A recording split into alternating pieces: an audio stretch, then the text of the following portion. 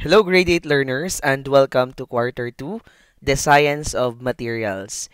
This quarter will explore the amazing world of atoms and, of course, the periodic table. I'm so excited.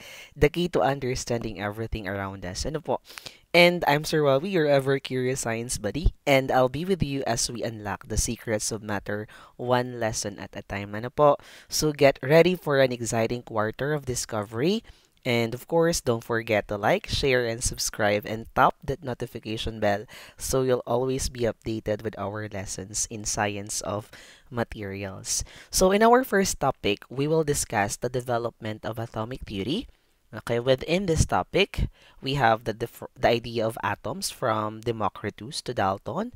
We will discuss how the idea of atom is introduced by this scientist. We will also discuss the laws of matter that will support the postulates of John Dalton. We will also discuss the science experiment made by J.J. Thomson to discover one of the subatomic particles that can be found in an atom. And of course, the next one, we will also discuss Robert Millikan and the charge and mass of electrons, how Robert Millikan conduct his experiment to determine the charge or the charge of the electron. Ano? And then for the next one, the nucleus and Rutherford's atomic model, how Rutherford discovered the nucleus which is consists of the positively charged proton. And also, dito titingnan natin kung paano ba niya kinundak yung kanyang experiment. Ano? And then the last one, the discovery of neutrons. Paano ba yan na-discover? Okay, how this experiment changed the world of atoms. Ano? So, let's read the learning competency for this lesson. Develop a timeline for the historical background of the development of the current atomic model that identifies tiny particles as atoms. So, grade 8 learners, alam ko na part ito ng lesson ng grade 7. Sa grade 7, na-introduce sa inyo yung mga different atomic models, the different scientists na nag-propose ng mga models na yon.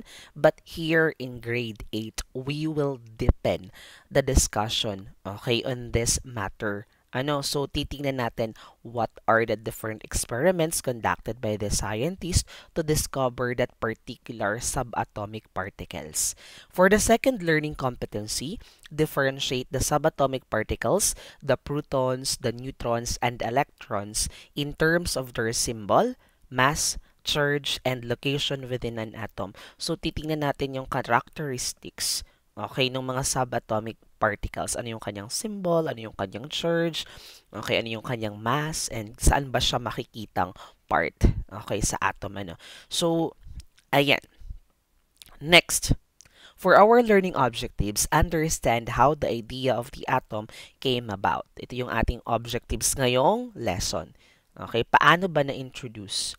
Okay, yung idea ng atom from the first scientist to describe it up to the last. And then second, draw diagrams to represent the structure of the atom at different levels of development. So titingnan natin yung mga diagrams, models ng atom at different levels of development. Paano yung kanilang pagkakaiba from the very first model up to the current model.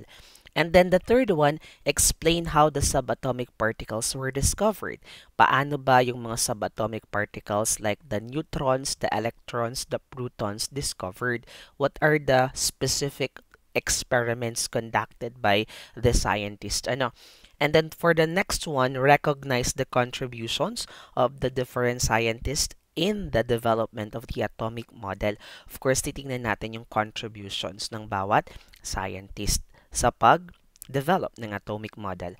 And then, the last one, understand the characteristics of subatomic particles and their contribution in the identity of the atom. So, dito, titingnan lang muna natin yung characteristics ng subatomic particles. So, what is the charge of the electron, the neutron, and then the proton? So, yung yung mga positioning, the location, the second learning competency will be fully discussed in the next lesson. Okay, so are you excited? So, sige. Ayan, so for the first thing that we will do, we will have a review or we will conduct a short review. I will check whether you still remember the things that you learned in grade 7. Okay, so Okay, we have the three phases of matter. Are you still familiar with the three phases of matter? The solid, the gas, and the liquid. Okay, so how can you describe this state of matter? Ano? So, tingnan natin. So, actually, this is the particle model of matter, which is thoroughly discussed in grade 7. So, if you are going to describe the particle model of matter of solid, you can see that the particles are tightly packed together. While in liquid, there are spaces or gaps. Okay, wherein the particles can move, okay, in a slow manner in liquid, while the particles in gases can move fast in a random manner, or the particles in gas can move freely, and there are a lot of spaces, ano. So yun lang yung tatandaan natin. So this is the particle model of matter. And then let's proceed on the different phase changes that occurs in this state of matter. Natatandaan pa ba yung phase changes? Okay, wherein yun yung process para yung isang matter or state of matter, okay, ma-change into another state of matter. Let's say, solid to liquid. Ano kaya yung process natin dyan? Okay, it's melting. Okay, pag solid to liquid, melting. What about liquid to solid? Correct, it's freezing. What about if it is liquid to gas? Okay, correct. It's evaporation. What about gas to liquid? Okay, pag gas to liquid, correct. Condensation. What about pag ang ating process is solid to gas? Or let's say gas to solid. Okay, gas to solid, we have deposition. And pag solid to gas, we have sublimation. Those are the different phase changes that occurs within the states of matter. At ito lang ay sort of review. Nare-refresh ko lang kayo para mabalikan natin kung ano ba yung basics. Okay, so next. Ayan, so we have the three phases of matter and then their particle model. Okay, the question is, how are particles arranged in? Let's start in solid. Paano ba na-arrange yung particles sa solid? Okay, regular arrangement or tightly packed together. Okay, and then how do the particles move in? Correct, they vibrate at fixed position. Yung ating mga particles in solid, they move but in a slow manner through vibrations. Okay, and then in liquid, close together and random, but we can see or we can observe that there are spaces. Ano? And then how do the particles move in?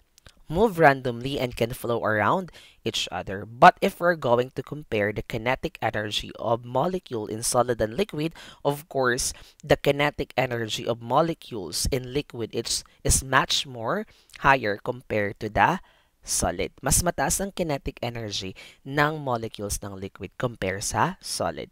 Okay, last we have gas. Okay, so far apart and random. Okay, wherein the particles here can move freely. And in this phase, the particles here, the kinetic energy of the particles in gas is higher compared to liquid. Okay, next. Okay, how do particles move in? Move fast in all directions. Or in short, they can move freely. Yun yung mga particles sa gas. But what if, my question is, in which or in the three phases of matter, which is considered has the highest density? Mas mataas ang density. Kasi pag pinag-usapan natin, alin dyan sa tatlo yung mataas ang kinetic energy? Gas. Mas mabilis ang movement. Pero pag mas mataas ang density, okay, very good, it's solid. Ano ba yung density na tinatawag natin? When we say density, it measures how tightly packed the molecules are in an object. So, ibig sabihin, yung density, minimeasure niya kung gaano ka-tightly packed ba yung mga particles sa isang substance or object. So, ang mas mataas, of course, mas denser ang solid compared to liquid and gas. Okay, so syempre, ang pinakamababa ang density, gas nakukuha. Okay, so thank you so much. For our next part, next question is, what happens to the movement of attraction of particles when the temperature increases? Okay, ano daw yung nangyayari sa movement of attraction ng particles pag ang temperature ay tumataas? Okay, doon sa aking simulation na ginawa sa grade 7 in the last quarter, ano kami doon ng simulation wherein yung isang state of matter, tinataasan namin ng temperature. At na-observe ng mga bata na pag ang isang state of matter ay nag-gain ng energy, yung mga particle ay na-excite, na-energize, they tend to move faster than before, bumibilis. And then aside from that, pag nag-gain ng energy yung isang state of matter, there is a possibility na mabago yung kanyang state of matter. Let's say, for example, the liquid. Pag tinaas natin yung temperature ng mga particles sa liquid, bibilis yung movement, and then there is a possibility that the state of matter will change into gas.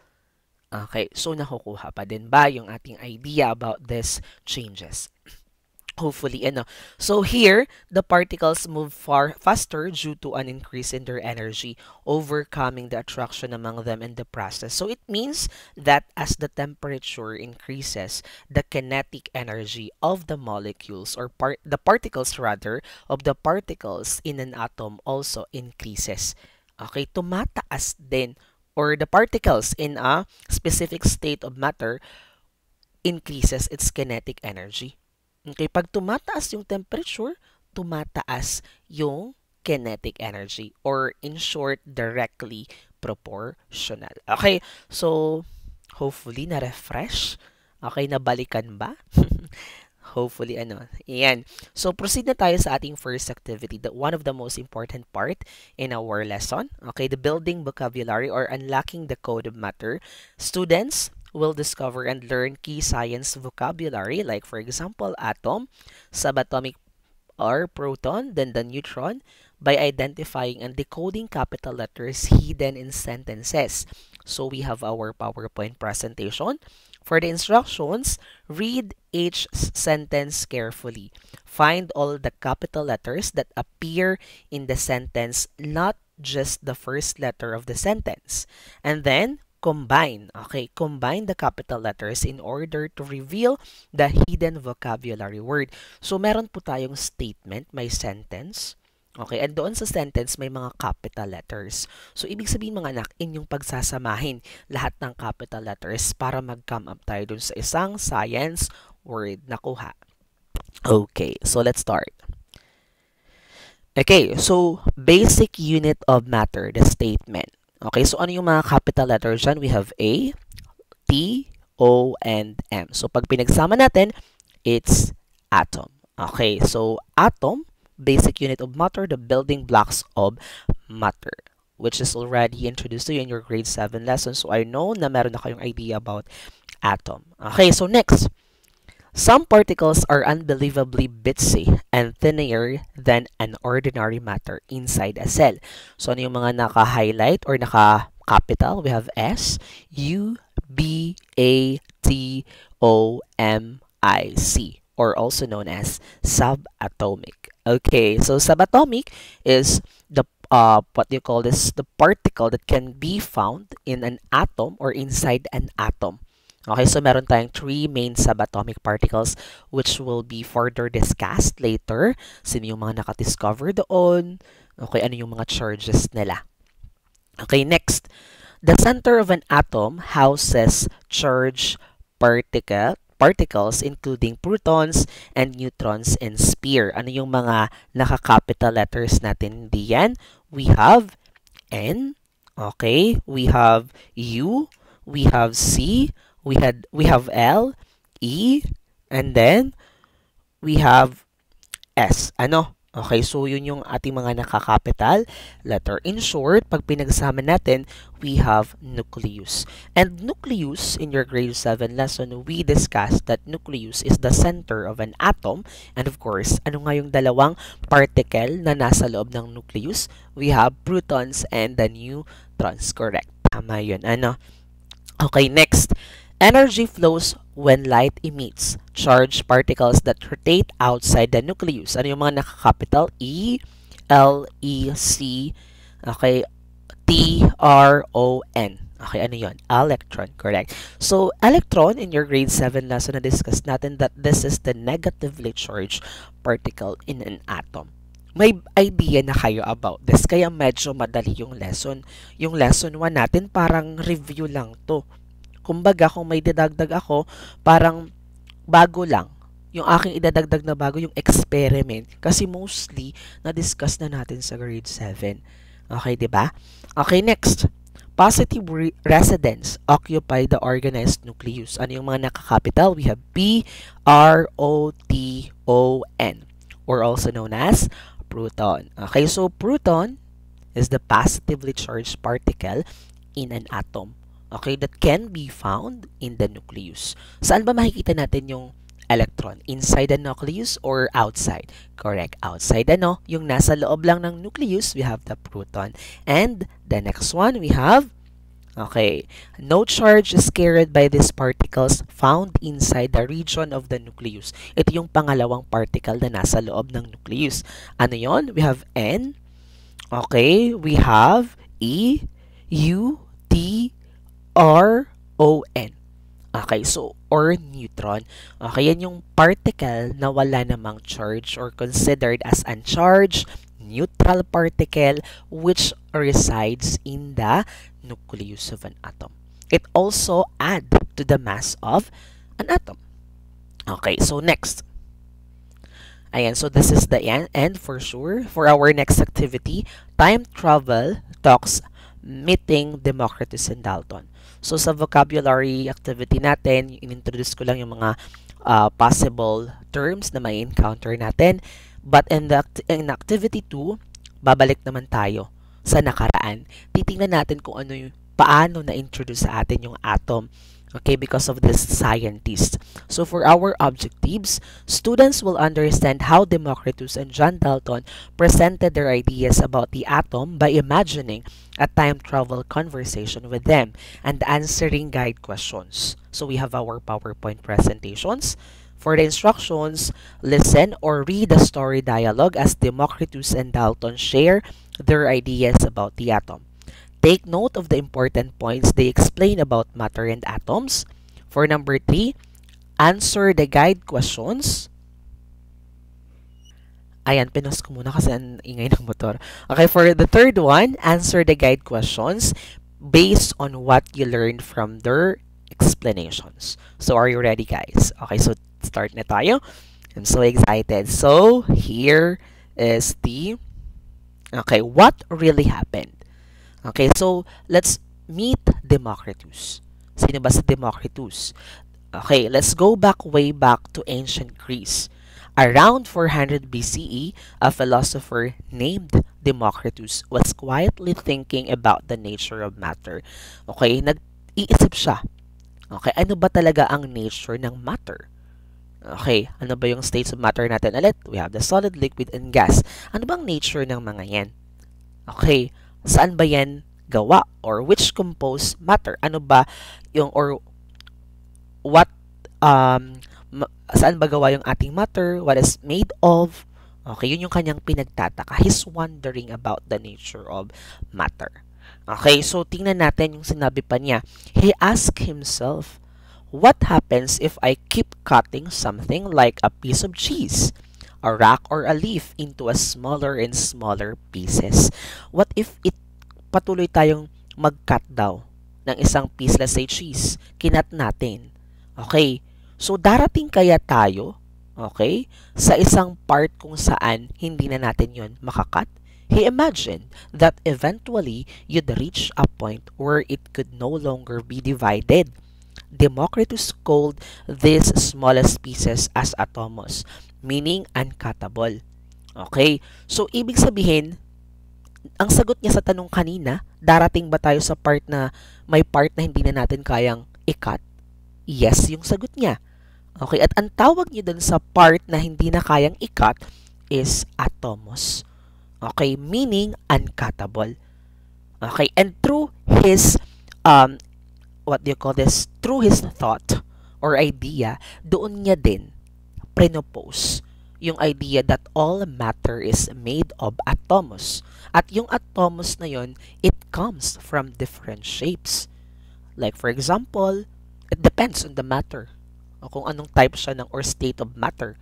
Okay, meron siyang sinabi na atomos triangle, square, circle, it comes from different shapes. Walang fixed shape yung ating atomos kay Democritus. That is the idea of Democritus during that time.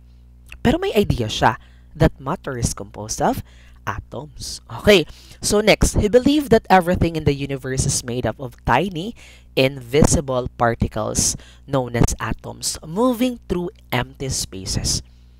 Okay, yun yung conclusion ni Democritus, that all matter in the universe is composed of atoms, which is, he is doing the right thing. He is in the right track during that time.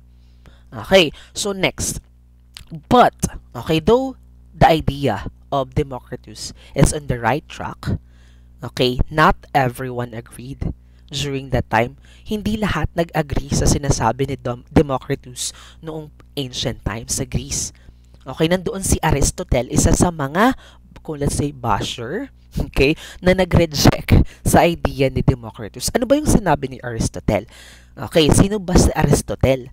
Another great philosopher, mas great compare kay Democritus. Aristotle came along years later. He was respected, influential, and he completely rejected Democritus' idea. Si Aristotle ay isa lang namang karespe-respetong philosopher noong una sa panahon nila. Influential, ma-impluensya. Okay. At ang sabi ni Aristotle, he believed that matter was continuous and made of four basic elements: the earth, the water, air, and fire. Okay, kumbaga ang isip ni Aristotle, the building blocks of matter is the four elements: earth, water, air, and fire. Yun yung kanyang idea. Okay, that the building blocks of the states of matter, gas, liquid, solid is these four elements. Okay, he thought the idea of invisible atoms and empty space was nonsense. Ibig sabihin, si Aristotle, ang sabi niya, nonsense yung idea ni Democritus. Okay, bakit ganun daw? Okay, actually, if we're going to trace back the idea of Aristotle, it comes from different philosophers also. Like, for example, Empedocles, Anaximenes, Anaximander. Okay, so marami pa. Okay, so yung mga philosopher na nagsumuporta din kay Aristotle. Kaya, yung mga tao, and since Aristotle was more famous and influential, most people believed him, not Democritus. Walang naniwala kay Democritus that time. Okay, ayan. So, for nearly 2,000 years, Democritus' idea was forgotten. Ibig sabihin, 2,000 years tayong nalinlang ni Aristotle. That matter is made of the four elements, which is not true. Okay, scientifically. So, ibig sabihin yung paniniwala ng mga tao, 2,000 years, okay, yung lumipas, yun. Okay, so Democritus' idea was forgotten until scientists much later rediscovered the atom and proved he was actually on the right track. 2,000 years yung nakalipas until may scientist na na-rediscover, inopen up ulit yung idea ni Democritus. That atom is made of atoms, or that matter is made of atoms, which is indivisible. Okay, so tingnan natin. Ayan. So, before we continue, syempre guide questions muna tayo. Ano, para refresh yung mind. Okay, one at a time. So, the first question, draw a representation of Democritus' idea of atom. Paano kaya yung model ni Democritus? Ano kaya yung representation ni Democritus sa model ng kanyang atom? Okay, correct. Ayan. So, sabi ko nga kanina, or sa grade 7, matatandaan nyo din, okay, that atoms comes from different shapes depending on what matter it is. Okay, at yung model niya ng atoms, na iba-iba yung shapes niya, yan yung pinakamaliit daw, uncuttable atomos, ang tawag niya sa kanyang model ay indivisible particle model. Tatandaan natin, sa ibang references, if you are going to browse other references, ang tawag sa model nito ay atomism. Yun yung makikita natin. Pero pares naman correct lang din. Ano? So next, number 2. Why do you think Democritus' idea of the atom was disregarded? Who influenced this movement? Bakit daw na-disregard, na-reject yung idea ni Democritus? Sino ang nag-reject? Okay, correct. Ayan. Democritus' idea was disregarded because it lacks scientific proof and was unpopular. Yung idea ni Democritus kasi, sinabi niya lang, without scientific proof. without experiment, without proof or evidence. Sa science kasi, pag ang idea mo, you're just saying something, it's nonsense. Pag may sinasabi ka in science, you have to prove it. You have to provide supporting evidence or facts. Yung facts sa science, laging may proof or scientific evidence. Okay, another, kaya na-disregard siya, na-reject, unpopular siya. Okay, kumbaga, famous ka ba? Bakit maniniwala kami sa'yo? Okay, Aristotle influenced this by teaching that matter is continuous, not made of atoms. Okay, ang nag-reject sa kanya, si Aristotle na naniniwalang matter is made of the four elements. Ayun na. Okay, next. Cite other views related to matter which prevailed during the time of ancient Greece. May alam pa ba kayo? Okay, na idea about matter during ancient Greece? Okay, sige. So, syempre, yung idea natin about the four-element theory by Aristotle that said that all matter is made of earth, water, air, and fire. Okay, yun yung idea ng ibang idea about atom. Kakaiba siya. So, yung idea about atomic theory, kakaiba. Okay, in the development of atomic theory, nakakaiba talaga, four elements talaga. But, though it's kakaiba, sabi nga sa science, all idea created in the past is considered as valuable today. Because without those ideas, hindi tayo magka-come up sa facts na meron tayo ngayon. Okay? Though nakakatawa, pero important yan. Okay, mahalaga. Next, 2,000 years later, dumating na si John Dalton. Okay, ang tagapagligtas. Sorry. Okay, so si John Dalton, tingnan natin. Fast forward about 2,000 years, the world has changed.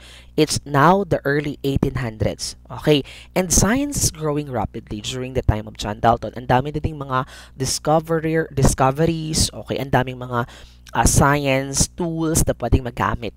Okay, in times of John Dalton, ano? So talagang science is innovating na that time. Ano? Ayan. A quite but brilliant English school teacher and chemist named John Dalton steps into the picture. Pumasok sa eksena. Dalton began doing experiments with gases and chemicals. Through careful observation, he noticed that elements combined in fixed ratios, and he thought, there must be something small and constant behind this. So habang siya nag-experiment with elements, okay, so naisip niya or nagkaroon siya ng conclusion that there must be something small within that. Ano kayong something small within that matter? Okay, and then Dalton revived Democritus' ancient idea. He believed atoms were solid, indivisible spheres, but this time, he had scientific evidence. Unahin muna natin yung sinabi niya. He believed atoms were solid, indivisible, parehas kay Democritus na indivisible, pero solid. At may specific shape na mention dito si John Dalton, sphere. Kaya yung mention ni John Dalton, kasi si Democritus is yung atoms them comes from different shapes, ano? Pero si John Dalton, though may similarities yung idea nila, pero meron ding simple differences. Solid, similar sa indivisible, but may fixed shape. Yung ating may specific shape rather, sphere. Okay. So, ito nga lang yung ginawa ni John Dalton, pinopose niya that all matter is made of atoms, may scientific evidence na siya. Pwede nang pumasa. Okay, pwede ng 75. Okay, pwede nang pumasa talaga sa science kasi may scientific evidence, may experiment. Okay, so in the experiment of John Dalton, he proposed the first modern atomic theory. Okay, the first one, sinabi niya, all matter is made of tiny indivisible particles called atoms. That lahat daw ng matter, solid, liquid, gas, is composed of atoms, kung anumang type of matter dyan. Okay, tayo. Okay, composed of atoms. All the things that you can see here in the universe is composed of atoms. Kumbaga yun yung kanyang idea. Second postulates, atoms of the same element are identical. Atoms of different elements are different. Kumbaga, let's say atoms ng hydrogen. May atoms ulit ng hydrogen. Similar yon. Okay. Pero yung atoms ng hydrogen, atoms ng oxygen, magkaiba. Yun yung idea sa second. The third one, Atoms of different elements are combined together in a simple proportions to create compound. Pwede ba nating pagsamahin yung, let's say, hydrogen and oxygen? Pwede. 'Di ba? Pag pinagsama natin yan, 2 hydrogen, 1 oxygen, makaka-create tayo ng new substance which is H2O or water. Kuha?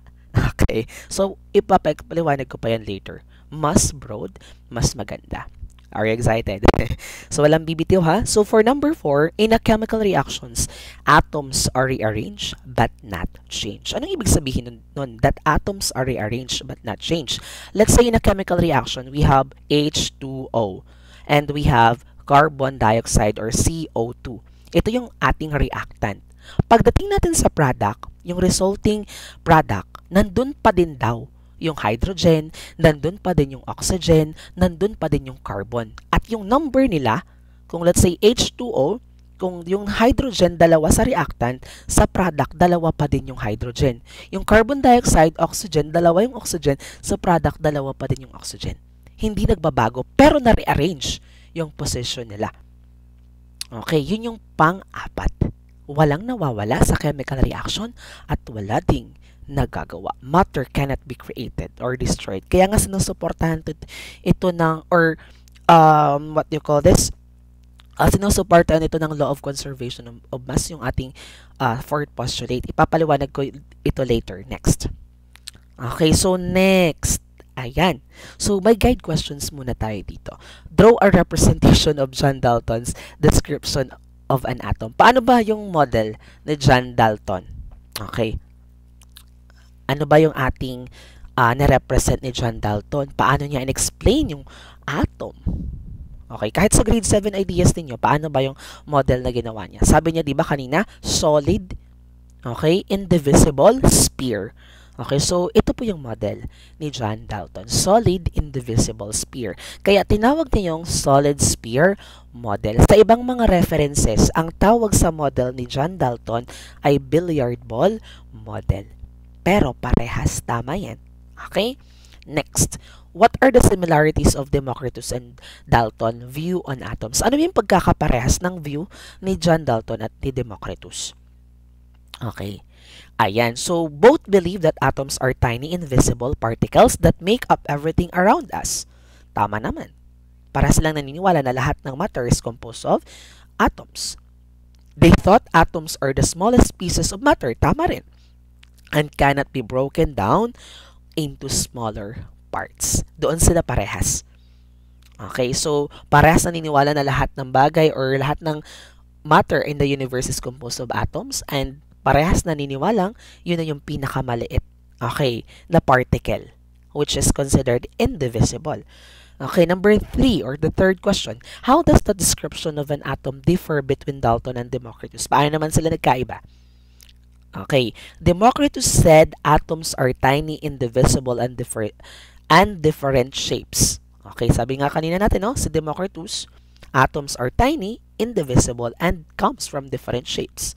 Si Dalton naman said atoms are tiny, indivisible, and that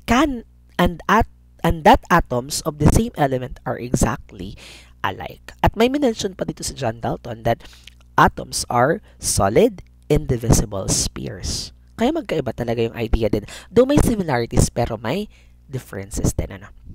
Okay, hopefully medyo na refresh tayo. Okay, so grade 8, are you still with me? Okay, proceed tayo sa activity number 3, Dalton's 4 postulates and the laws of matter. Okay, in this activity, students will explain Dalton's 4 postulates about atoms and identify the laws of matter that support each postulate. Siyempre, yung kanina yung 4 postulate, ipapaliwanag natin further. Okay? So, para mas maintindihan, we have our PowerPoint presentation. For the instructions, read and explain of Dalton's 4 postulates carefully. Second one, match each postulate to the correct law of the matter that supports it. And the third one, answer the guide questions based on your understanding of the postulates and laws. Kumbaga, itong topic na to is about laws of matter. So, are you excited? So, sige, proceed na tayo. Ayan. So, John Dalton is considered as the father of the modern atomic theory. Tandaan. Okay, sa quarter 1, ang dami nating na-encounter ng mga father, mga title holder. Okay, so si John Dalton, father of modern atomic theory. And ito yung first postulate niya, all matter is made of tiny indivisible particles called atoms. Atoms of the same element are identical. Atoms of different elements are different. Third one, atoms of different elements are combined together in a simple proportions to create a compound. In a chemical reaction, atoms are rearranged but not changed. Yun yung mga postulates ni John Dalton. Okay, so tingnan natin. Ayan, first one. All matter is made of tiny indivisible particles called atoms. Gawa daw lahat ng matter sa isang indivisible particles called atoms, which is true. Okay, that all matter is composed of atoms. Tama yun. Okay, so may it be gas, liquid, or solid. Okay, ano po? Ayan. Okay na tayo dyan. Madali lang namang intindihin yung first postulate. Second, atoms of the same element are identical. Atoms of different elements are different. Okay, so example, the same element, hydrogen atom, another hydrogen atom. So ang nakikita natin dyan sa picture, we have two hydrogen atom. Sabi ni John Dalton, atoms of the same element are identical when it comes to mass, size, chemical properties. Okay, pag parehas daw na atom, parehas ang mass, size, and chemical properties. Pangalawa naman, atoms of different elements are different. Hydrogen and iron is different element, di ba? So, ibig sabihin daw, magkaiba din yung kanilang mass, size, and chemical properties. Okay, ito yung postulates na tinanggap ng science noon. But, alam nyo ba na ito ay mali na ngayon? Okay, even yung ating una, mali na ngayon. Okay, all matter is made of tiny indivisible. Ang nagpamali dito sa first one, yung indivisible. Okay, kasi merong pang mas maliit na particle compare sa atoms. Meron tayong mga subatomic particles. Kaya ito sa ngayon, hindi na siya nare-recognize ng science. Ano yung first postulates? Even the second one. Okay, bakit po na-disregard din ito? Pag parehas na elements, same daw ng mass, size, chemical properties. But when isotopes are discovered, ano nga yung isotopes? Papakilala ko lang or trivia purposes. Ito kasi lesson din natin. So I know na wala pa kayo. Pag sinabi nating isotopes, mga anak, same elements sila, pero magkaiba sila ng number of neutrons. At alam naman natin na ang neutrons ay nag-a-add sa mass ng isang element. So pag magkaiba yung number ng neutrons ng isang element, okay, possible, magkaiba din yung bigat nila. At ang tawag natin nga doon sa same element but different number of neutrons are isotopes. Kaya itong second postulates ni John Dalton ay may inconsistencies na ngayon. Okay, next. Okay, third. Atoms of different elements are combined together in a simple proportions to create a compound. Okay, combined together. Yung mga elements pag kino-combine, okay, together, nakaka-create tayo ng simple proportions nakakagawa ng compound. For example, hydrogen and oxygen, possible maka-form tayo H2O or water. Okay, at alam nyo ba na itong third postulate ni John Dalton ay sinuportahan ng dalawang laws of matter. The first one is the law of definite proportion, which is proposed by Joseph Proust. Okay, ang sabi sa law of definite proportions, a compound always contains the same elements in the same ratio by mass. Yung pangalawa naman, law of multiple proportions, John Dalton, when two elements form more than one compound, the masses of one element that combine with the fixed mass of the other are in ratios of small whole numbers. Parang ang lalalim ng mga wordings. Pero simplihan ko mga anak, yung paliwanag. So, doon sa law of definite proportions, ang sabi daw diyan, a compound always contains the same element. For example, water. A compound contains the same element. Ano bang mga element ang meron sa water? We have H2O, hydrogen and oxygen. Ibig sabihin dyan, sa law of definite proportions, may definite element bawat water. Okay, kung yan ay water na rain, water vapor, water sa ocean, water sa kung saan man, lahat yan ay may 2 hydrogen and 1 oxygen, H2O. Walang other elements na kasama doon. Definite element. At may fixed proportions. 2 hydrogen and 1 oxygen or 2:1. Hindi pwede maging 3 hydrogen. Hindi yun water. Yun ang sinasabi sa law of definite proportions. Nakukuha? Okay, so hopefully naman doon sa simple example is medyo okay tayo doon. Okay, next, law of multiple proportions. Ang sinasabi lang dito mga anak, okay, water ulit tayo. Ayan, sa law of multiple proportions, let's say ang water, ang chemical formula niya is H2O. Pag binago daw natin yung number or ratio ng elements sa water, let's say yung hydrogen, ginawa nating 3, yung oxygen, ginawa nating 2. Hindi na daw yun water.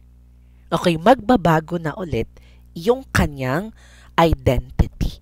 Yun ang sinasabi sa law of multiple proportions na pag binago natin yung ratio ng isang element, okay, nababago din yung identity ng substance. Okay, so magbibigay ako ng example.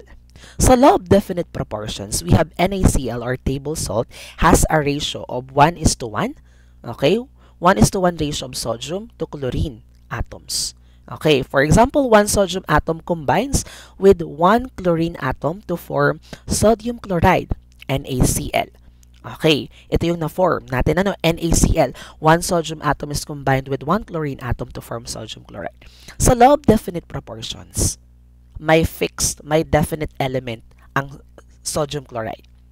Laging sodium lang at chlorine. Walang ibang element na halo yan. Kasi pag may ibang element, hindi na yan sodium chloride. And may fixed ratio, 1:1. Ang Na or sodium, isa. Ang chlorine, isa. Hindi pwede maging dalawa. Okay, yun yung sinasabi sa law of definite proportions na kahit sa ang asin pa yan, yung nasa salt natin sa lamesa, okay, the salt that can be found in the water, yung sa mga salty lakes or kung ano man, NaCl yung chemical formula. Okay, fixed yung proportions, yung ratio. Yun yung definite proportion. At lahat ng salt, ang pinaka-ingredients, kumbaga, ingredients or recipe yung gamitin natin para makagawa ka ng salt, Na lang at Cl. Wala nang iba pa. Okay, table salt, we're talking about table salt, ha? Okay, or yung asin na pwede nating makonsume, nakukuha. Ayan, next. Sa law of multiple proportions, let's say, ano mga sinasabi sa law of multiple proportions? Na pag binabago natin yung number ng isang element, let's say, water, binago natin yung ratio ng water, naging 3, yung oxygen naging 2, babago din ang kanyang identity. So, magbibigay ako ng example. Let's say, carbon monoxide. Okay, 1 carbon atom combines with 1 oxygen atom to form carbon monoxide. Ang ratio, 1:1. Pero, mga anak, pag binago ko yan, let's say, ginawa kong 1 atom of carbon combines 2 oxygen atom to form carbon dioxide. Yung oxygen, ginawa kong 2, 1:2. Carbon monoxide pa din ba? Nabago yung identity. Naging carbon dioxide. Yan yung tinatawag or ine-explain sa law of multiple proportions. Okay, kaya magkasama yung dalawa dun sa postulate, third postulate, yung law of definite proportions and law of multiple proportions. Yung law of multiple proportions, yan ay pinopose mismo ni John Dalton. Okay, medyo madali naman talaga, di ka? Okay, next for the fourth postulates. In a chemical reaction, atoms are rearranged but not changed. Okay, sabi dyan, it is supported by law of conservation of mass by Antoine Lavoisier. Matter cannot be created or destroyed in a chemical reactions. Yan yung sine-explain ko sa inyo. Sa isang chemical reactions, kung ano yung mga elements, kung ano yung number ng elements doon sa kabila, sa ating product, yun pa din ang makikita natin. Walang mababago, walang mawawala.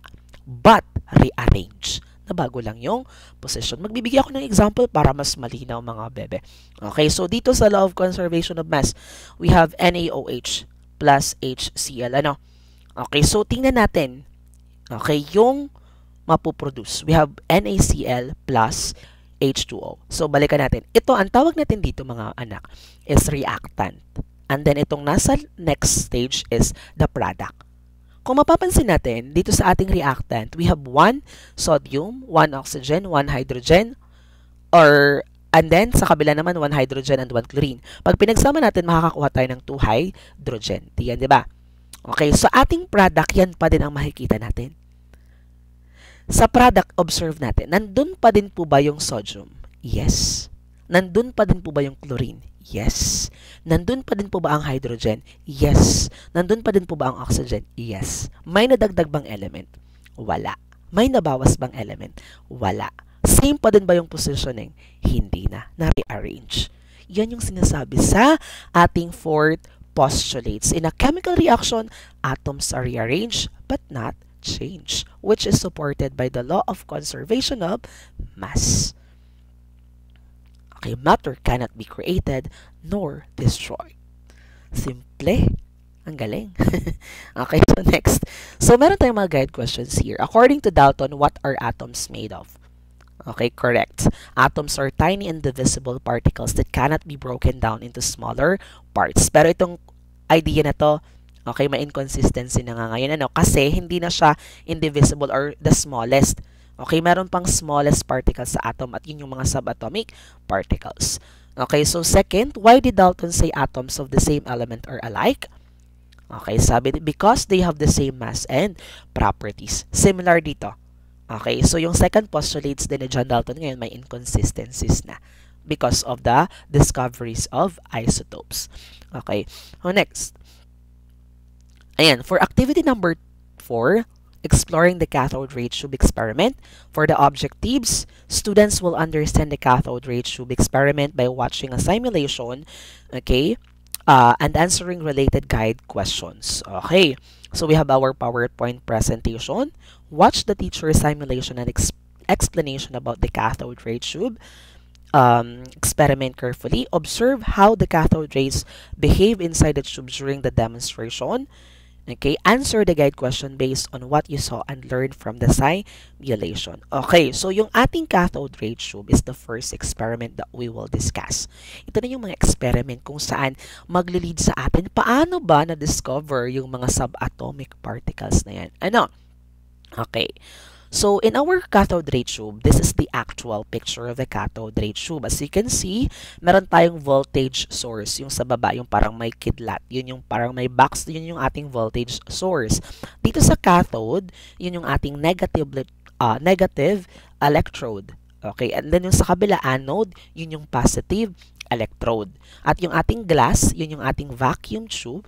Glass tube with no air inside.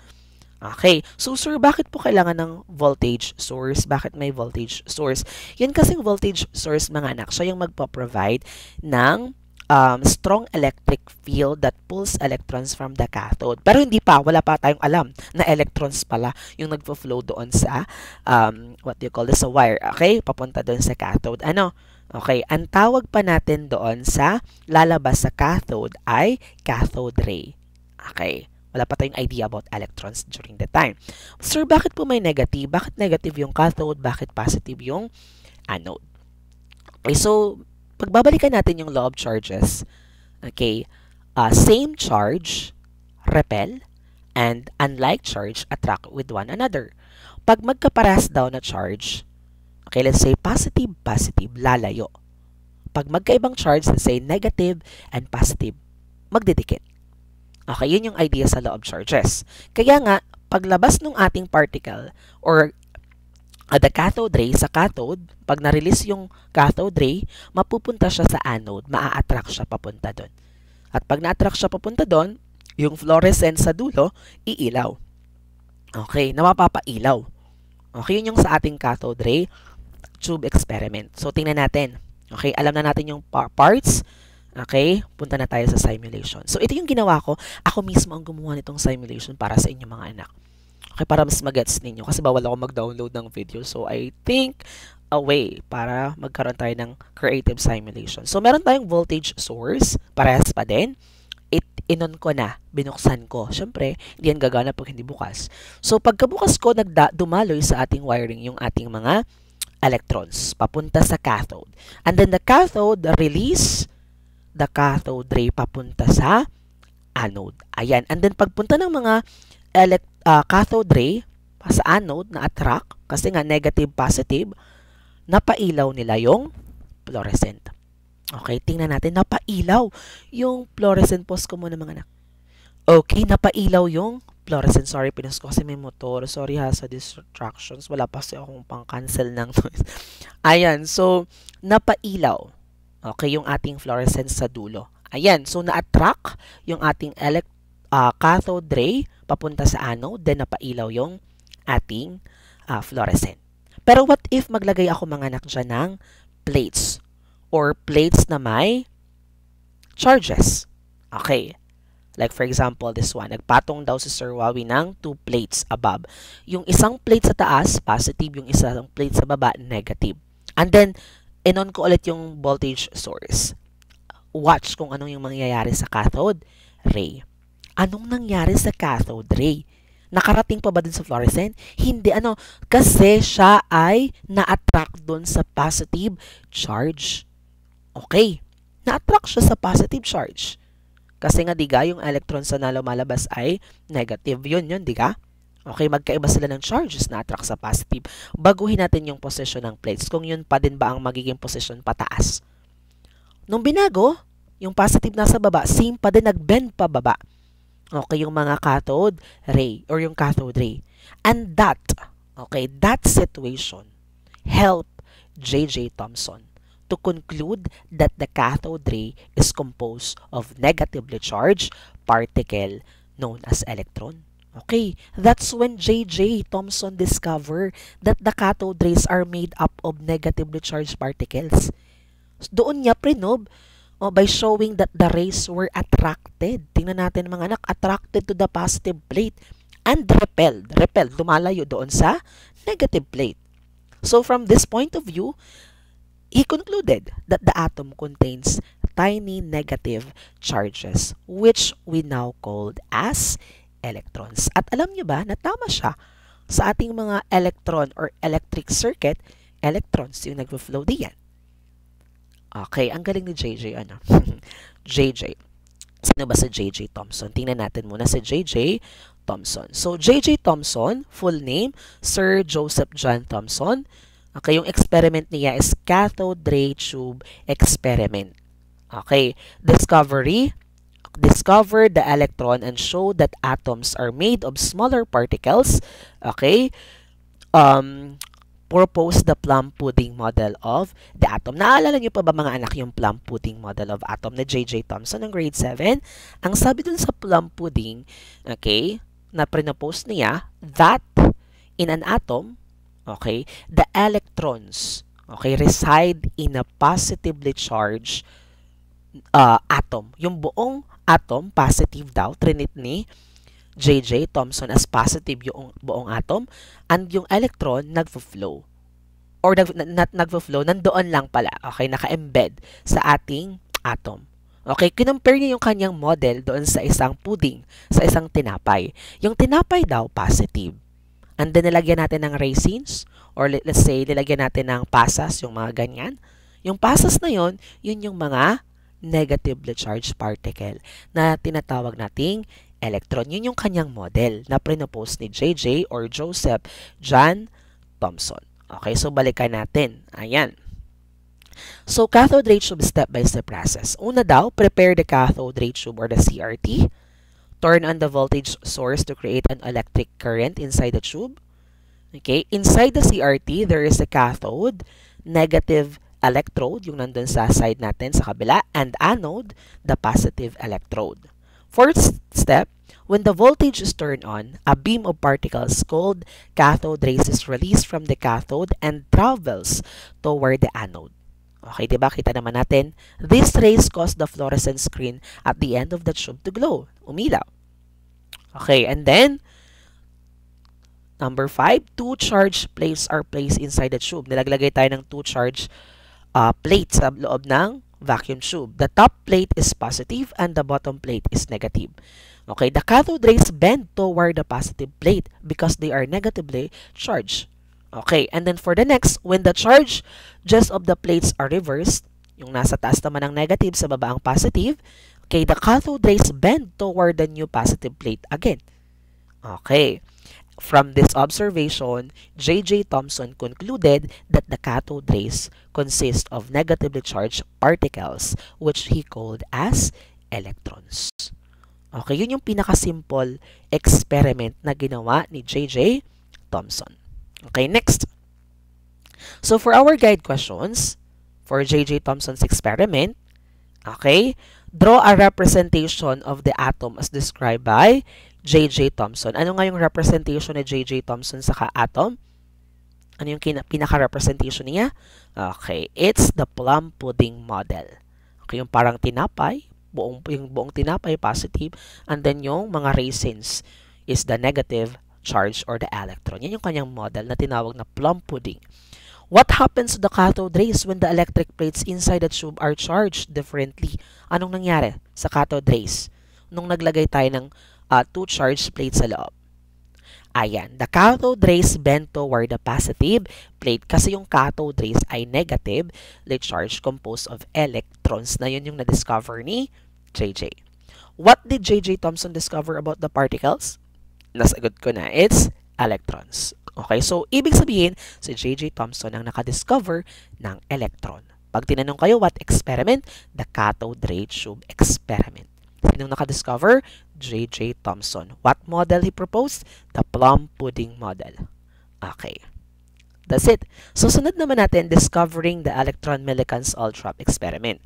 So, for these objectives, for this experiment, students will understand Millikan's all-trap experiment by watching a simulation and answering related guide questions. We have our PowerPoint presentation. For the instruction, watch the teacher's simulation and explanation of the oil drop experiment carefully. Observe how the oil drops behave when electric charges are applied. Answer the guide questions based on your observations and what you learned. Actually, in this experiment, si Millikan or si Robert Millikan, since ang electron ay na-discovered niya, he will try to find the exact charge of electron. Susukatin niya yung charge ng electron. Yun yung purpose ng ating simulation ngayon or ng experiment na yun, yung oil drop experiment. So, this is the oil drop experiment, okay, na meron tayo. Yan ay pinopose ni Robert Millikan. Actually, sa ating oil drop setup, ito'y gawa ko din. Okay, thank you so much. Okay, ang pinag-isipan ko talaga kung paano gagawin tong simulation natin na to. Okay, so dito sa ating simulation ng Millikan oil drop experiment, meron tayong spray nozzle doon. At yung spray nozzle na nandyan mga anak ay may laman na tiny droplets of oil, okay, yung ating oil talaga. Okay, may oil, kaya nga spray nozzle, may oil na laman, ano. And then, meron tayong Millikan oil drop apparatus.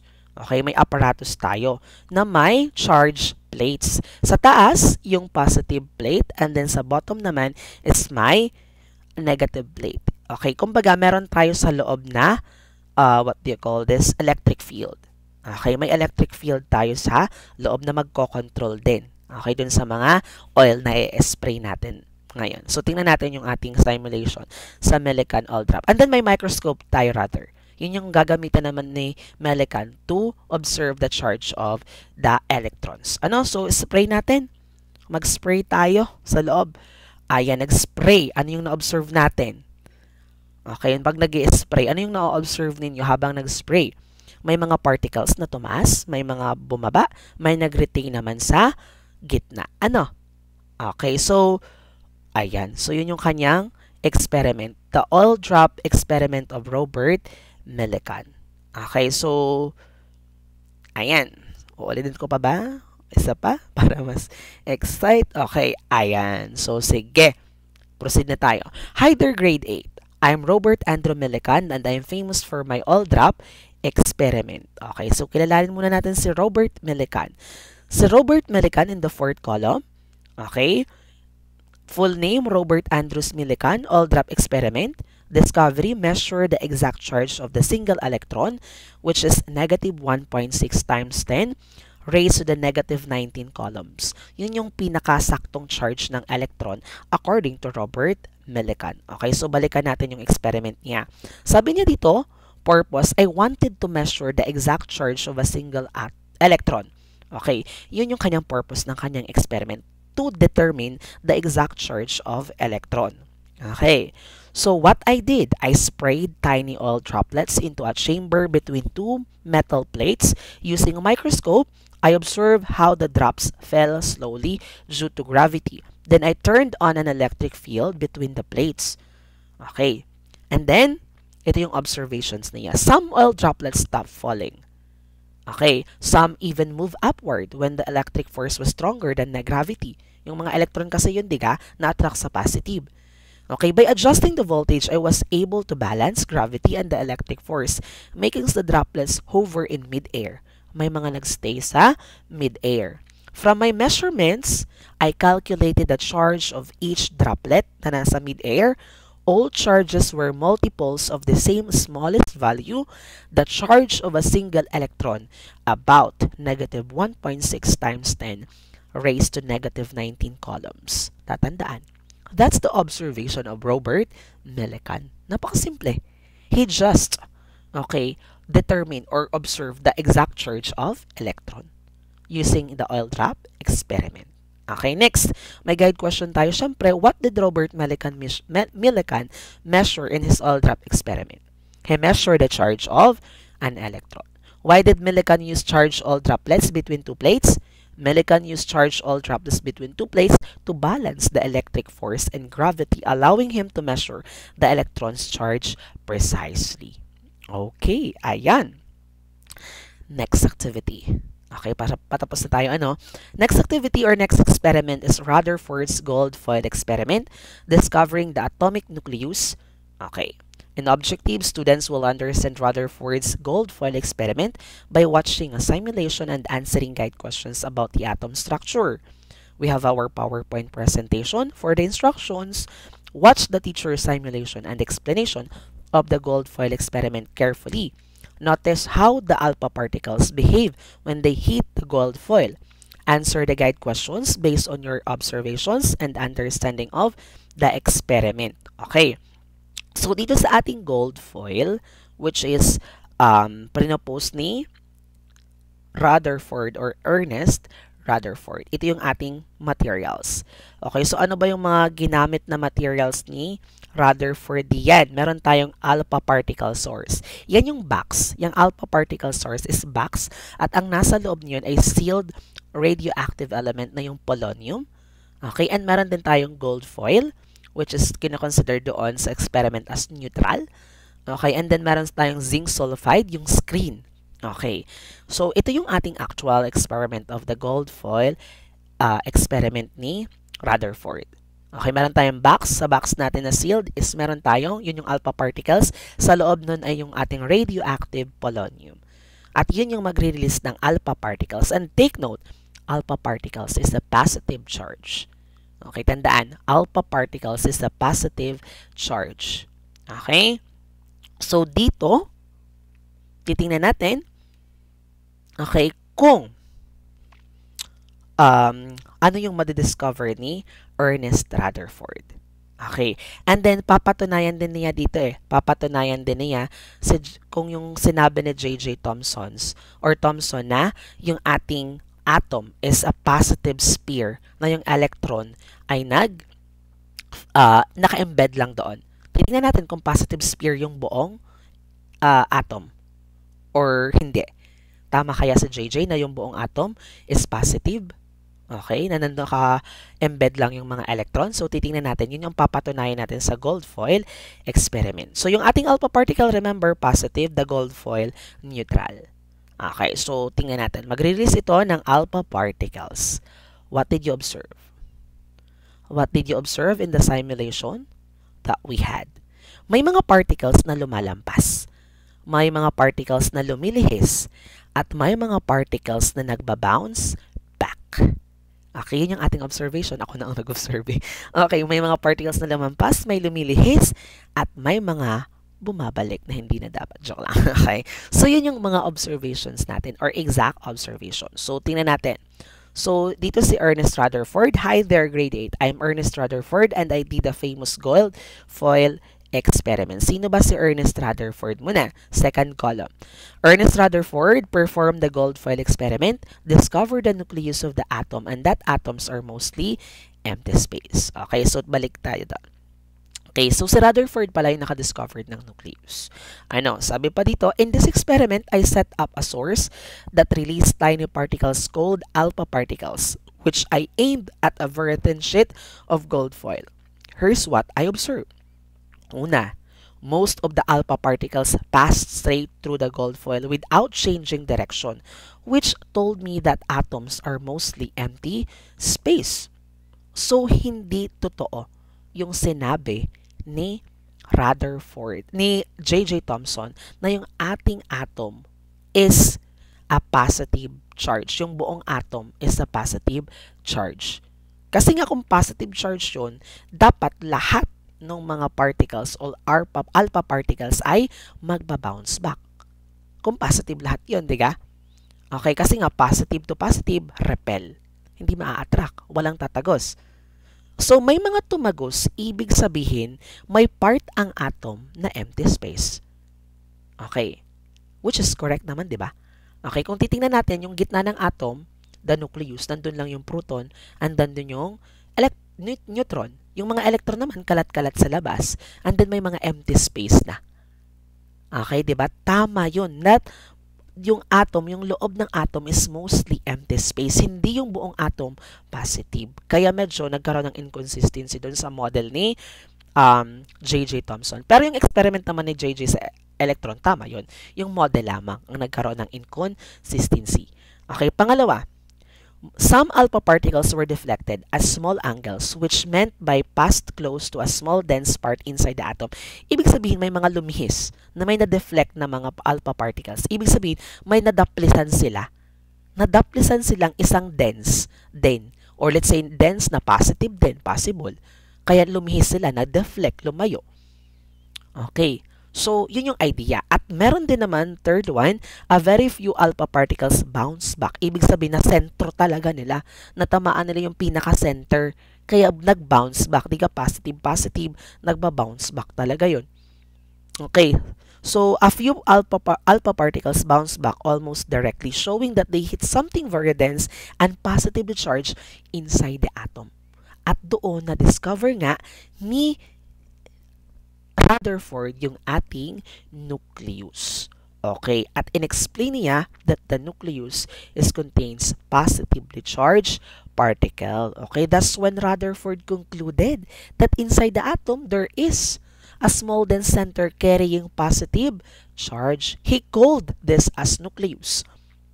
Okay, so thank you kay Rutherford. Okay, na-discover niya yung nucleus and the positive charge particle, which is the proton. Okay, so guide questions muna tayo. So since may inconsistency yung model ni JJ, nag-propose ulit si Rutherford ng new model. Draw a representation of atom as described by Ernest Rutherford na may mga empty spaces at may center na nucleus. And that electron is outside the nucleus. He proposed the nuclear model of atom. Ito yung pinaka for me lang as a science teacher, pinakamagandang model. For me lang, okay. Which is minsan ginagawa nating icons na sa science. Pero hindi yan pinaka-updated, outdated model din yan. Nuclear model of atom. Yan yung kay, what do you call this? Ernest Rutherford. What did most of the alpha particles do when they hit the gold foil? And what does that tell us about atom? Most went straight through. This means that atom is mostly empty space. Ibig sabihin, dun sa model pa lang, kitang-kita natin na mostly empty space. Talagang mostly empty space talaga yung atom. Nasa center lang yung nucleus, nandun yung ating proton. Nasa gilid-gilid lang, gidlin natin yung ating mga electrons. So, mostly empty space talaga.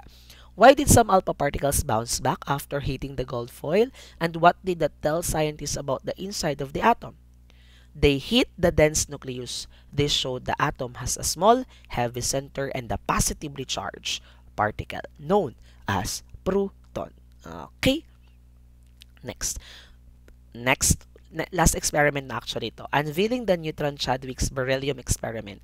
Objective, students will understand Chadwick's experiment on beryllium that led to the discovery of the neutron by watching simulation and answering guide questions. Mayroon tayong PowerPoint presentation. Instructions, watch the teacher's simulation and explanation of the Chadwick's experiment carefully. Observe what happens when alpha particles hit beryllium. Answer the guide questions based on your observations and what you learned. Okay? So, are you ready? So, in James Chadwick experiment, gumamit siya ng mga materials like, for example, yung source of alpha particles. So, gumamit si Chadwick dyan ng polonium, radioactive source, na naglalabas ng nga, alpha particles. And syempre, yung ating beryllium target, okay, or sheet. And then, we have the paraffin wax. Okay, and then, the proton detector. Gumawa din ako dito mga anak ng simulation. Ako ang gumawa nito. Okay, talagang proud, syempre. Okay, so here, yung ating source of alpha particles, may radioactive element doon, yung polonium, mag-release siya ng alpha particles. Ano nga ang charge ng alpha particles? Positive. Okay, so tingnan natin yung simulation.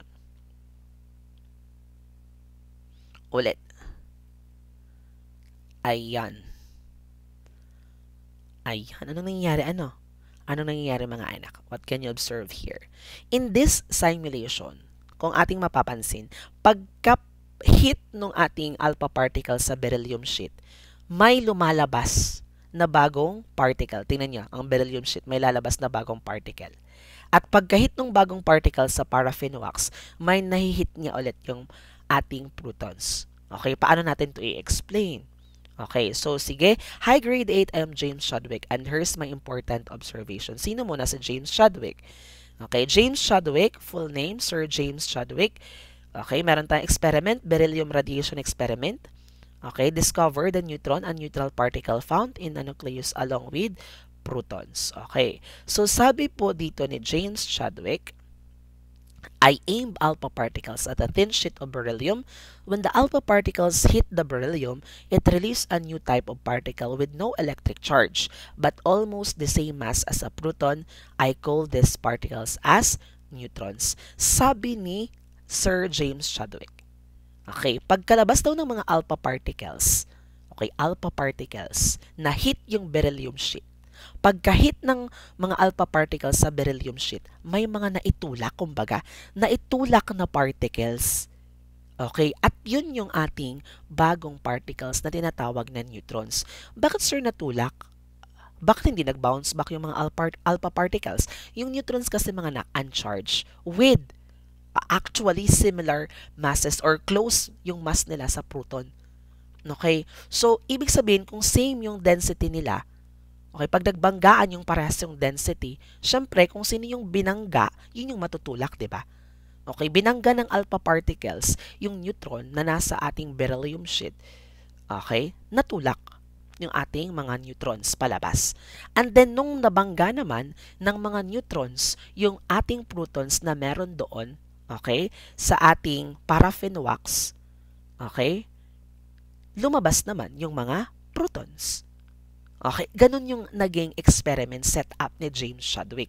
Pagkalabas ng alpha particles positive, hinit yung beryllium, may mga natulak na particles, yung neutron.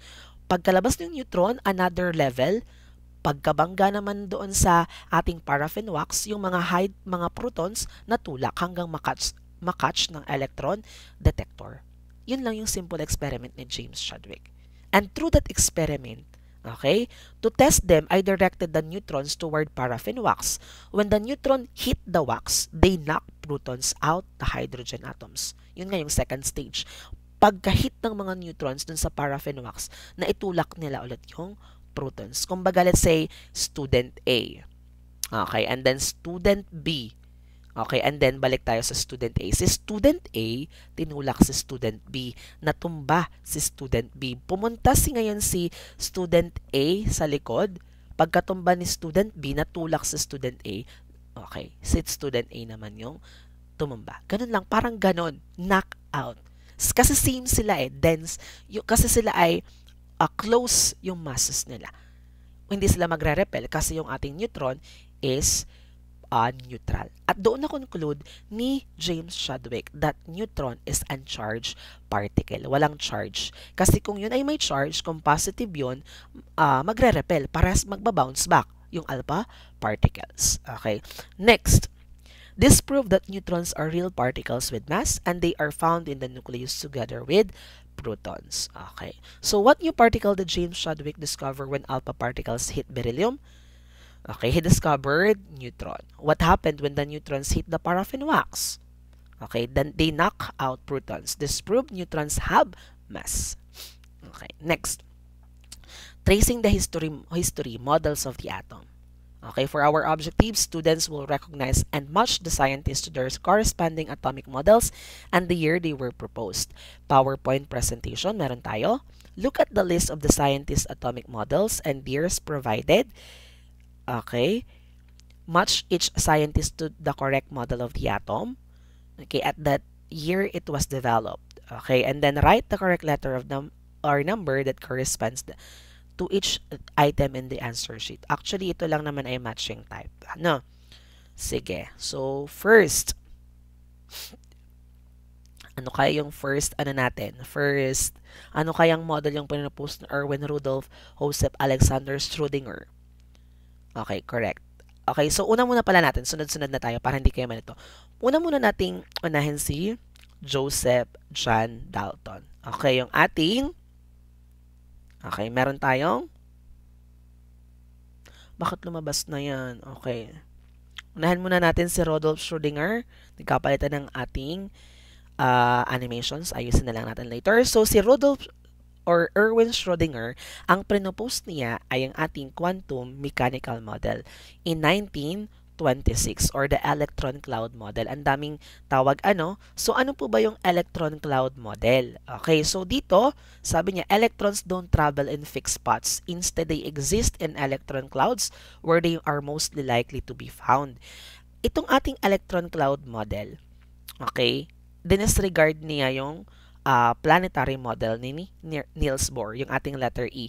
Kumbaga, wala daw fixed path yung ating mga electrons. Unlike si Niels Bohr, merong fixed path, may mga orb, may mga parang planets yung mga electron. Pero dito sa quantum mechanical model, walang fixed path. At ito yung sinusuportahan ng Heisenberg principle wherein the electron or the position of the electron is unpredictable. Okay. Yun yung ating quantum mechanical model which is currently accepted model in modern times. So second, Joseph John Thomson, yun yung ating plum pudding model na na-propose ng 1904. Okay, pangalawang model natin yan. Okay, so itong plum pudding model natin, yung buong atom natin positive at nandun yung ating negatively charged electron. Next. We have Ernest Rutherford. Ito yung nuclear model na propose ng 1911. Okay? Na sabi pa nga niya, most of the atoms are empty space. Na na-disregard niya yung model ni JJ. Okay, next. Niels Bohr. Ito naman yung planetary model in 1913. Okay, may mga fixed path yung ating electron like planets. Okay, orbiting the nucleus. So, next. Democritus of Abdera. Okay, ang kanya naman indivisible particle model wherein atoms comes from different shapes. And then next is the solid sphere model in 1803 by John Dalton. So tingnan natin yung pagkakasunod-sunod, yung timeline from A to F. Okay, first model we have indivisible particle, solid sphere model, the plum pudding model, the nuclear model, the planetary model, and the quantum mechanical model. Actually, mga anak, these models are already presented to you, sabi ko nga in grade 7. So, alam na alam nyo na to. Pinagawa ko pa kayo doon ng timeline. Okay, next. So, for our formative assessment, multiple choice lang to. Read the questions carefully and choose the letter of the correct answer. Write your answer on a quarter sheet of paper. Number 1. Who introduced the idea of matter, that matter is made up of tiny indivisible particles called atoms? A. Aristotle, B. Chadwick, C. Democritus, or Lavoisier? Okay, it's correct. Democritus. Tama naman. Siya naman nag-propose. Next, which of the following statements correctly depicts the law of definite proportions? A. The mass ratio of hydrogen and oxygen in water differs depending on its source.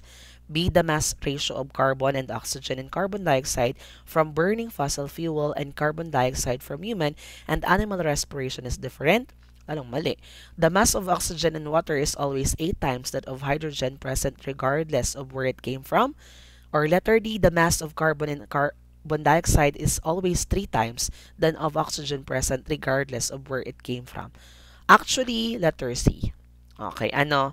It defects the law of definite proportion na kahit saan po or kahit anong water, water vapor, rain, okay, water in ocean, yung iniinom natin, ang kanyang ratio is 2 is to 1. Or yung hydrogen 2 and oxygen is 1.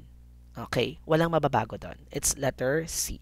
Next, number 3, which of the following pairs of compounds can be used to illustrate the law of multiple proportions? It's letter D, best choices. Pag binabago natin yung number ng isang element, nagkakaroon tayo ng another identity or another substance. Number 4, what is the scientist or who is the scientist rather who discovered the law of definite proportions? Sino nga ang nag-propose niyan? Correct, Proust or Joseph Proust. Okay, number 5, whose work showed the first time that atoms emit negatively charged particles? Sino nga yun? Nakadiscover ng negatively? Correct, J.J. Thomson's. Okay, which experimental evidence did Thomson use to prove that particles made up of cathode rays rather than light? A. Cathode rays refract through a prism. Cathode rays are emitted in a vacuum tube. Cathode rays produce interference patterns. Or cathode rays are deflected in the presence of electric and magnetic fields. Correct. It's letter D. Okay, next. What model shows an atom as a ball of positive charge with electrons embedded in it, much like chocolate chips spread through a cookie dough? Okay, ano kaya? Ano yung model na yan? Correct. Hindi naman plum and nuts model, Wala akong sinabing kaninang ganyan. Letter C, plum pudding model. 8. Which of the following statements did not correctly describe the results of the experiments done to determine the nature of the atom? A. The cathode ray tube proved that electrons are negatively charged particles. B. Rutherford's thin gold foil experiment led to the discovery of the charge of the nucleus. C. The results of Rutherford's experiment supported J.J. Thomson's plum pudding model. No. Letter D. Millikan's all-drop experiment showed that the charge of the electron is negative 1.6022 times 10 to the negative raised to the negative 19 columns. Anong pinaka-correct diyan? Not correctly described pala. Not correctly the results of experiments. Okay, it's letter C. Okay, incorrect yun kasi si Rutherford, dinisregard niya yung kay JJ na yung ating plum pudding, hindi positive lahat nung sa atom loob. Okay, mostly nga empty space, di kayong yun yung na-discover ni Ernest Rutherford. At ang positive nasa nucleus center. Okay, next. If Rutherford's experiment proved the correctness of J.J. Thomson's model, what would he observe? A. Alpha particles are greatly deflected by the foil. Alpha particles bounce back from the foil. Alpha particles had little note to deflection. More alpha particles are formed. So kung tama yung experiment ni JJ na yung sa plum pudding, ano yung possible result na ma-observe? Dapat letter C. Alpha particles had little note to deflection. Kung mostly positive yun or talagang positive, okay, walang mangyayari, no to deflection. Okay, next. Who is the scientist whose experiment led to the idea that the center of the atom is dense positive charge? Okay, correct. It's letter B, Ernest Rutherford. Next. What is the significance of the alpha particles that deflected from the gold foil? It showed that the gold foil is very thin. It showed that an atom is mostly empty space. Alpha particles are emitted by radioactive elements. Or it showed that the mass of the atom is concentrated at the space outside the nucleus. It's letter B. It showed that an atom is mostly empty space. Yun yung na-observe sa gold foil. Next, what does the atom consist of? Electron, protons, alpha particles, neutrons and protons, electrons, protons and neutrons, elements, protons, and electrons. Syempre, letter C. Electron, protons, and neutrons. 13. How many protons are there in any given neutral atom relative to the number of electrons? How many protons are there in any given neutral atom? Ilan daw ang protons pag neutral ang atom? Okay, more than the amount of electrons, less than the amount of electrons, equal to the amount of electrons, or letter D, insufficient information. Pag ang atoms, mga anak, is electrically neutral, or ang element is electrically neutral, yung number po ng protons and electrons are always the same. Tandaan. So, ano doon? Letter C. Okay. 14. Which of the following correctly describes a proton? At the subatomic particle level, it's a massive and has a positive charge. At the subatomic particle level, and it's massive and has negative charge. At the subatomic particle level, it is light and has positive charge. At the subatomic particle level, it is light and has negative charge. Correct. It's letter A. Okay, number 15. Which subatomic particles are found in the nucleus and account for most of the mass of the atom? Electrons and protons, neutrons and electrons, protons and electrons, or protons and neutrons. Ano yung dalawang particle na nasa loob ng nucleus? Correct. It's protons and neutrons. Ayan. So hopefully guys, you learned something for this discussion. Ang daming nag-request ng discussion na to, pero ito na binigay ko na. Thank you so much sa mga nag-aabang and sa mga mag-avail ng PowerPoint presentation. Just PM me or mag-send lang kayo ng message dun sa aking email. Thank you so much again.